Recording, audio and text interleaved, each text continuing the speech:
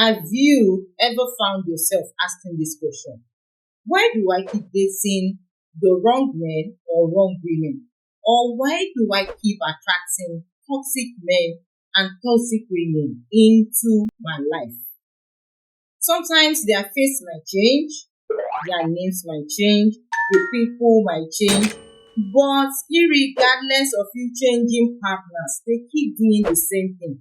They keep hurting you or they keep giving you pain. What you want in love or in a relationship is somebody to genuinely love you, but what you get back is Oh pain, no! hurt, betrayal, and this has been getting to you. If this sounds like you, then today's video is actually for you. Good afternoon, everybody. Welcome to my channel, Flourish and Thrive with EA, where we talk about relationship matters and issues. We give relationship advice. We talk about trauma, how to heal from trauma, recovery, and how to move into healthy relationship. My name is Elizabeth Akini. I am a relationship and marriage therapist. And in today's video, we'll be talking about how to heal from toxic relationship pattern, break free, and move into healthy love. So I'll be back with you guys in a jiffy. See you in a moment.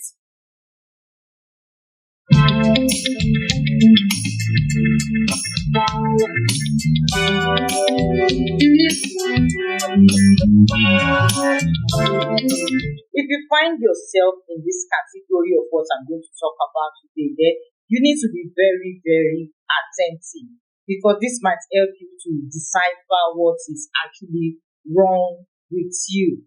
So if you notice that you keep moving from one toxic relationship to another and they all have a pattern, they keep doing the same thing to you, then today I'm going to let you know what is the reason and how you can break free from this by healing. So let's be realistic. Being in a toxic pattern or toxic relationship pattern is a loop. You keep moving around the circles. It starts with you meeting this guy or this lady, there's sparks, there's electricity, everything is going so well and so fine. You feel you're falling in love before you know it, the relationship is going on so well. But when you now move deep into the relationship, then unhealthy relationship patterns begin to come up. That is when they start maltreating you, they start criticizing you, there's manipulation, there's control, there's lies, there's cheating, and they begin to break you, they begin to make you lose your self-worth and your self-esteem, they hurt you over and over again. You try your best to make the relationship work, you try to save the relationship, but it's not just working out. And as a result, you find the courage to break free from the relationship. You heal yourself and you say, this is never going to happen to me again. And after some time, you move into another relationship, but the same thing keeps happening. The first, the second, the third. If you find yourself in such a situation, you are in a toxic relationship loop. And the best thing you can actually do is to pause. Pause. Don't go into another relationship again. So now, I will explain the reasons why it is like that. Most of the reasons why some men and some women, they find themselves moving from one toxic relationship to another has to do with the past, mainly most their childhood. It has to do with childhood trauma or past traumas. It is one of the two. It's either they have a childhood trauma or they have a past trauma. So this trauma is what is affecting them, keeping them stuck in that situation. So let me give an instance of childhood trauma. A situation whereby a child grew up with an abusive mother or abusive parents. Let me put it that way. They criticize, they don't give much love, they don't give much attention. Their love is inconsistent. They might show a little bit of love today, and tomorrow they will insult you, they will criticize you. So as a child, you learn to know that love is conditional because we're meant to believe that if you behave well, your parents will show you love, especially if it's coming from a house whereby it is when you are well behaved That is when your parents will actually call you good child, show you care and consistency. As a child, you begin to have that mindset and that belief system that love is conditional. So in such a situation, that is what your mind accepts as being normal. That is the energy you carry in within of you. That is your perception about love, your paradigm, your mindset. And as a result, when you grow up to be an adult, that is the energy you carry. And the law of attraction says that we attract what we are. So when you carry an energy of conditional love, whereby you believe that love is inconsistent, in a situation, you will only attract women or men that will be inconsistent in relationship. You might be expecting them to show you so much love, care, and affection, and they won't. You might be expecting them to love you. You find out that they will lie to you, they will cheat on you, they will manipulate you. They might not be controlling, but they will have one attitude or the other. It is the energy you carry. It is your own perception about love that was generated by the way you were brought up by your parents. It is what you believe. There are other situations whereby you went through childhood trauma. Maybe your dad was a drunkard, or your mom, something was actually wrong with the way you were brought up. You see that you grew up with parents that were quite abusive, they don't see the best in you, they don't appreciate you, they don't value you, they might call you names. Some people might think what I'm saying I'm over-exaggerating. I'm not over-exaggerating. It is real. It's happened. It's happened. There are parents who criticize their children continually. There are parents who maltreat their children continually. And it's because they themselves are actually pain. So in such a situation, a child grew up seeing the father maltreat the mom. The perception of that child they have about love is that it is normal for you to be maltreated in relationship. So their own perception of love is pain. That's the energy they carry. So in such a situation, that is what they will attract, because their own perception of love is pain. So as an adult, when they grow up, they still carry that same energy. So they tend to attract what is normal. What is normal to them is somebody criticizing them, a man or a woman maltreating them, because that is what they accept to be true in all situations. Situations whereby you have past traumas, whereby you were maltreated by somebody in a relationship, might eventually have an effect on you, on change your perception or change the way you think. And because you carry that energy of what happened to you in your past relationship shapes your mindset to carry a certain energy that makes you believe that love is pain. And such a situation, the law of attraction stays in it. It doesn't know what you carry, but it begins to attract those kind of people back to you. So in such a situation, I put it in such a way that it's a program. So when your mindset, your belief system, your mind, everything accepts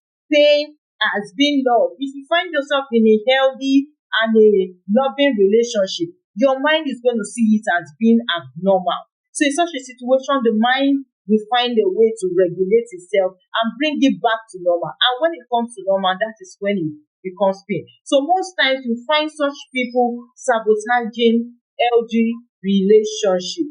So in such a situation, they get more attuned to toxic relationship because that is what seems familiar.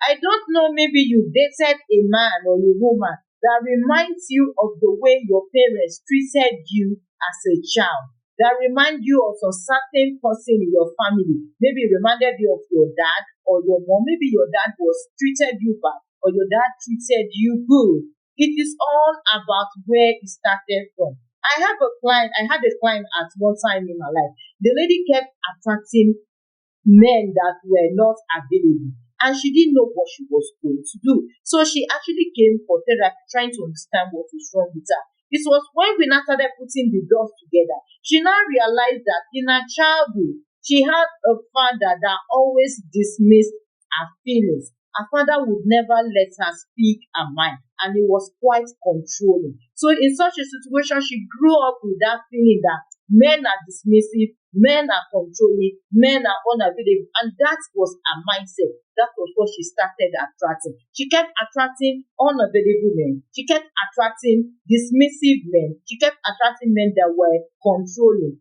And she was frustrated, she was drained in the relationship. But through therapy, she was able to understand what was really wrong with her. She was able to put the two and two together. She healed herself and she started moving towards loving herself and choosing healthy relationship. So what are the signs to show that you are actually in a toxic loop, that you are in a loop of toxic relationship? The first sign is that you are actually always feeling anxious and drained in all the relationship. The second sign is that you are always ignoring the red flag because you desperately want love. It might not be that all times, but most times because such people didn't get enough love. So in past relationship or childhood, so they consistently want love. They really want it. So because of it, because they want the person to say, they want the person to care for them, love them, just be cherished, they overlook red flags. The third thing is that they actually attract people who don't match their values, their worth, and most of the time they will try to change those people, but those people will not change. And another sign is this: you constantly question your self-worth because of the way you are treated. Because most of the time, people that find themselves in toxic loop or a toxic relationship loop, most of the time they lose their self-respect. They lose their self-worth because they are constantly criticized and being constantly overlooked by their partner. So most of the time they think they are a failure, that they are not good enough, they are not the best. That's the reason why the guy left them. It's because they are not the best person. They are not looking so beautiful. They come up with all sorts of different examples. I was on social media one day when I saw a certain lady in a group saying that she does not look beautiful, that she's in her thirties and that she's still single and she doesn't have a man in her life, that all men keep coming, they keep leaving her, and as a result she feels she's a failure, that she's ugly. She said all sorts of things. I didn't want to comment, but it got to a stage I had to personally talk to her, sending her a Gmail and talking to her, making her understand that she's beautiful. And the funny thing about it is that the lady is a very beautiful lady, but she couldn't see her worth because she has moved from one toxic relationship to another, and it has broken her. So if you are experiencing any of these signs, it shows that you are actually moving in a loop of toxic relationship pattern. And that is not the best for you. Relationship is not meant to break you, but it's meant to bring the best out of you. So how do you heal? So how do you heal? If you want to heal, it is very, very simple. But one thing I say about healing is that healing helps you to break free from that toxic loop pattern that you find yourself in. So if you are going through any of this, I want you to be quiet and sensitive. So the first thing you need to do when you are aware that you are moving from one toxic relationship to another is for you to first of all go back and introspect. Which the first thing which I'm going to talk about is self-awareness. When we talk about self-awareness, I want you to look at all the relationships you've had so far, all the toxic men and toxic women you've been dating, and begin to look at the certain pattern. They exhibit a certain behavior, all of them. It is from this certain behavior you will be able to pinpoint where this originally started from. So that's how you'll be able to know, because that's where you'll be able to know where it originally started from. So that is the first thing you can actually do if you want to heal from a toxic relationship. So the second thing you need to do is this: practice self-love. Yes, learn to love yourself. Don't seek love elsewhere. Love starts with you. See, you don't get love by seeking it. You get love by loving yourself first. When you love yourself, the right partner will find you. But when you don't love yourself and you're seeking for somebody to love you, You could only find somebody who is going to maltreat you. So practice self-love. I have made enough video on self-love on my channel. So you can go to my channel page, search for self-love and self-discovery. It is there. It is there. I made so many live sessions on self-love, how you can practice self-love, the difficulties in practicing self-love. If you want to know how to practice self-love, you can go ahead to my channel, check on the playlist self-love and self-discovery. It is going to help you. So the third thing you need to do is that you need to set boundaries. Set boundaries in your relationship. One thing I say is this: toxic people don't like boundaries. When you set boundaries, it's like you are trying to suffocate them. So before you enter into any relationship, set boundaries. Make your boundaries known. And boundaries are a way to protect you from getting hurt. It's like you having a home. A home without a fence or without a gate, anybody can just come in. Home without a door, anybody can just come in. So that is exactly what boundary does. It keeps away unwanted visitors from coming into your home. So another thing you can actually do is heal your inner child. When I say healing your inner child is that younger part of you that experienced that trauma, that pain that you went through, and is still stuck in that past. So if you went through childhood trauma or your parents didn't give you consistent love as a child, practice inner child healing. First thing I will actually advise some people to do is, you see that if you can do it by yourself, go and see a therapist. A good therapist should be able to help you with inner child healing. But another thing you can actually do is surround yourself with positive minded people and people that see the best in you. It will help to build your self-worth. It will help to build your self-confidence. It will help you to stay grounded and not to seek love where there is no love. And the last thing you can do is seek the help of a professional.